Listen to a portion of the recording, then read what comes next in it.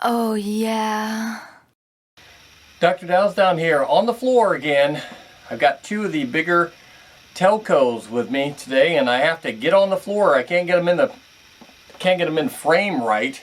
So I get down here on the floor, and I've got the older big Frankenstein from 86, 87, 88 issue. Depends on how you want to look at it. People would argue with that, but I wasn't 3 years old when these came out. I was actually a full-grown adult when these came out. So I was there, okay? I was there when these came out. I was actually old enough to go to the store by myself then. You know what I mean? Yeah, in 88, 87, yeah, I was married already, okay? So for those of you who collect these and are, real young, I was actually able to buy these at the time. And I remember these being out at the store at the time, and they were cool then, and they're cool now. This is the older issue Telco Frankenstein with the gray face.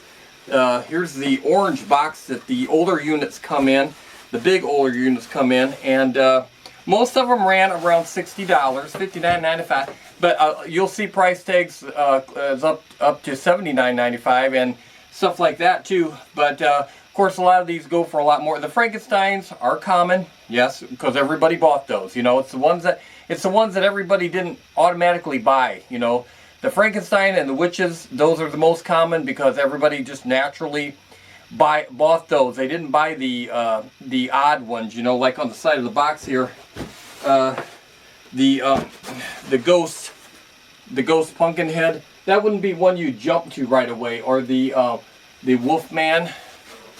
The Wolfman over here in the orange, the Scarecrow, the Devil. You wouldn't naturally go to those. You would tend to go to Frankenstein and the Witch, the common ones. If you were a normal Halloween person, you would go to those naturally. And that's why the other ones are much harder to get, harder to come across. And this one here is the newer issue. I believe these are 94 issue. Yeah, a Telco 94. They came in the black box, and as you can see, the box and the figure is somewhat smaller. This is the green face, that's the gray face. This particular model here, the thing is, on the side of the box, this is a box that really came in. This isn't a switch off box or anything. But as you can see on the side of the box here, well, you probably can't from that distance, but this Frankenstein here doesn't exactly look like the Frankenstein there as far as the eye coloring and stuff. It's got like darkened around the eyes and stuff, and the overall cast of green, it looks more like a white. You know what I mean? It doesn't look like that dark green here. But this is the original box that came in. It hasn't been switched out or anything. And they had the creature in the Black Lagoon, Wolfman, Dracula, Bride of Frankenstein, and the Mummy. A mommy. Yeah, I would like to have the Mummy. That, of course, that's another one of those ones where you didn't jump to it, you jumped to these naturally. So let's turn these on, okay? Turn them on. Okay, this doesn't have a switch down here at the bottom. It has the inline switch for this older one here, just like the Witch does. And so you can shut it off with here. And he does the they always have the chain. They always have the chain, and this has the lantern. And the head moves. His hair has got definite problems. He needs some mousse in that hair. Keep that unruly hair. His chest is like sticking out almost too far. You know what I mean? I understand you make them big but I mean it's almost like too much. It's got too much padding in there. They needed to trim that down like in half, and they would have been better off. It's too big. He looks like he's trying to go into transitioning over into a female. Okay, his chest is just way too puffed out. Too big Telco. Trim that down a little bit. Error, I believe that's an error. It's not an error, but it's an error to me, and it's my show. So, over here, the newer unit, much smaller, much more in proportion. His shirt's up a little bit there, or down, I should say. He does the same type movements, but he, unlike this one over here, he has a knob on the bottom that makes sound come on, yeah. You can turn that sound up. It's up all the way now. This also has an inline switch to shut the whole thing off at once, okay? But the sound is on a separate switch, thank God.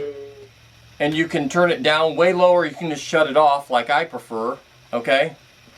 But, yeah, like I said, it doesn't match the box rendition. The box has, the skin on the Frankenstein looks almost white, and the eyes are darkened all around.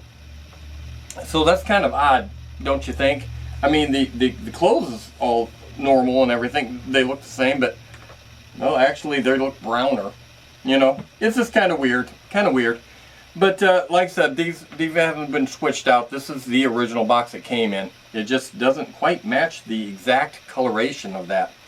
But anyway, these are the two comparisons. This is the old style Frankenstein with the gray face, as I call it, and then the green face, the slightly newer, few years later style of Telco, and they shrunk them down. They're already starting to, you know, shrink them down. I don't know if the original price, no, I don't see the original price tag on this. These are actual Telco motionettes, though, where the phrase motionette was coined from the Telco people, and I use it all the time on when I talk about the animated figures. They're all motionettes to me, but technically speaking, we all know that Telcos are the only actual motionettes, okay, because they're the one that come up with that name.